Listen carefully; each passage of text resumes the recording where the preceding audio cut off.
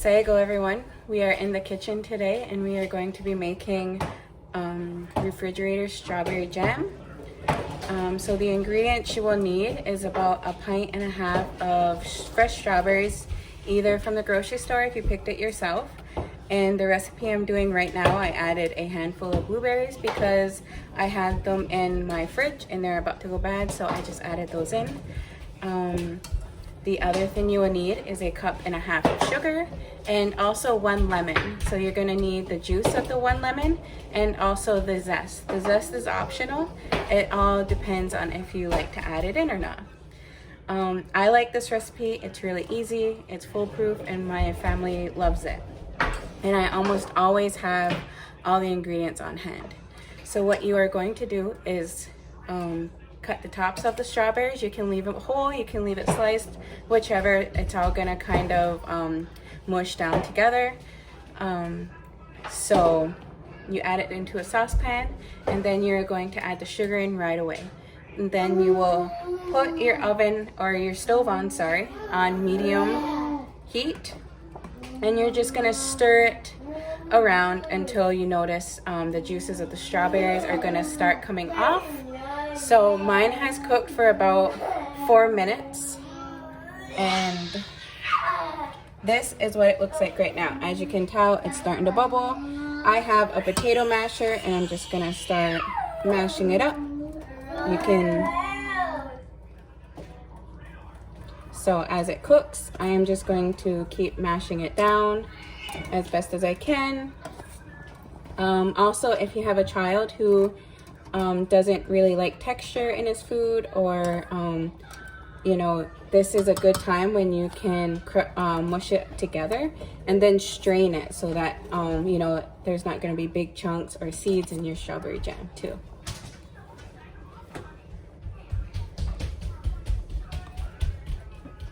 So while this is cooking, I will give you some information about this jam. So this jam is not canning jam.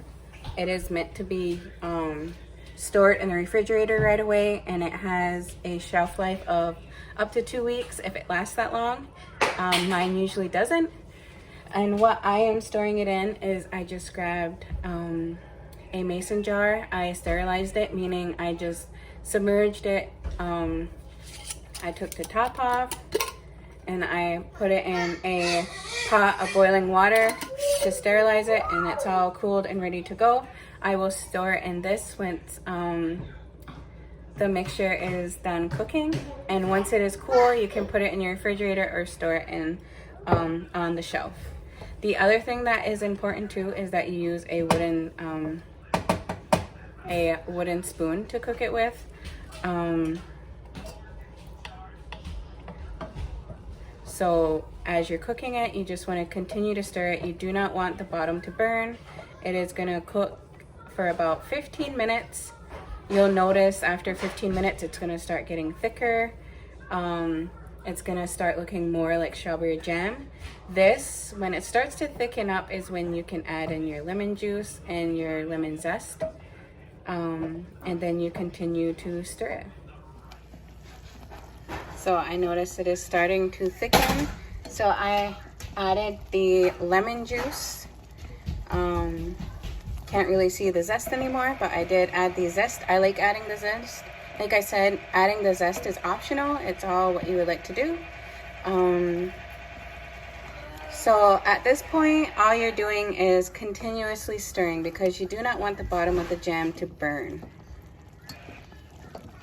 And the more it cooks, the more it's going to turn into a jelly. You'll notice it'll get thicker.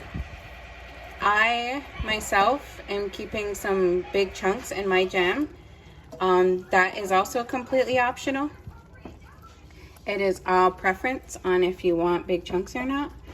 What I love to do with this jam is I like to make oatmeal cereal bars. So to make oatmeal cinnamon bars with this is I use whatever oatmeal cookie recipe I can find online. I'll show you the pan. I have it here. So it is not cooked. So this is oatmeal cookie dough that I layered in the pan.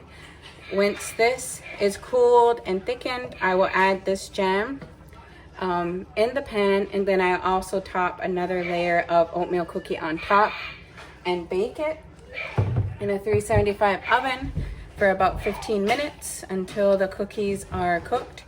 And when they come out, I cut them into nice squares, and they're really yummy for breakfast. So as you can see here, my jam is bubbling away and it looks nice and thick. It looks like a jam consistency. And another thing to also keep in mind is that as it cools, it will also solidify even more. So also another tip that I learned from someone is if you have like a candy thermometer, if it reaches 220 degrees Fahrenheit, then it is ready. I always just learned on just kind of watching, and you'll see it start to get thicker.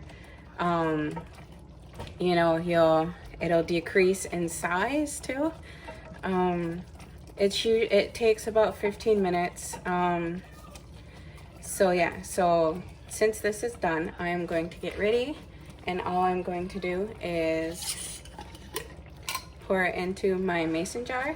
I will leave it uncovered on the counter until it is nice and cooled off, meaning you can touch it, because if you bring something hot to something cold, the glass will probably shatter.